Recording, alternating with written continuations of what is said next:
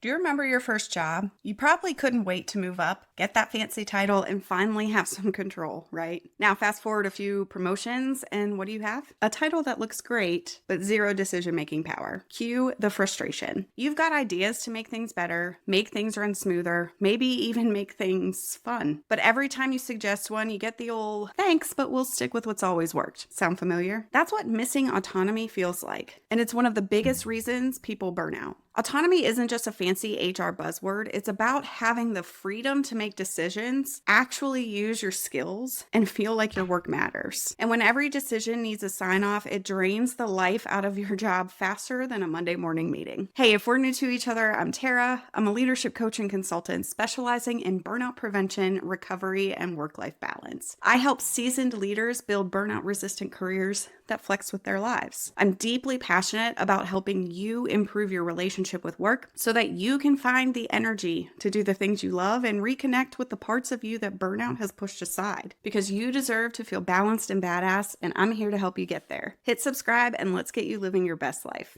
Here are 3 dead giveaways that your job's missing autonomy. Number 1, you're stuck in a waiting game. Every decision has to go through 5 people, and by the time it's approved, you've already lost interest. Number 2, the idea's graveyard. You're at the table, but your ideas, they never make it to the final cut. It's like being invited to the cookout and not being allowed to bring your famous dish. And third, fear of taking initiative. When autonomy's low, taking initiative actually feels dangerous. You start second guessing, playing it safe, and eventually holding back. So how do you get your autonomy back without shaking things up a little too much? It's all about small steps. First, start with low-risk tasks. Pick a smaller task that doesn't need tons of oversight and manage it yourself. Nail it, document your results, and then casually let your boss know that you've got it under control. Secondly, frame it as a win-win. Bosses love when they can find ways to make their team more productive. So when you ask for a bit more decision-making power, pitch it like, if I can handle X, then that frees up space for Y. It ends up being a win-win for the boss and makes the boss look good. And third, create mini goals. Even if you don't own an entire project, you can probably control parts of it. Find what you do have control over and focus on the progress you're making there. And my next bit of advice is to become the resident expert on your team. Find a niche within your role and become great at it. You want to become the go-to person that everyone comes to for that thing. You build your expertise, you're building your trust, and everyone will start to come to you and trust your judgment for that thing. And lastly, set boundaries around communication. The worst thing about micromanagement is being constantly interrupted for updates. So instead, take control.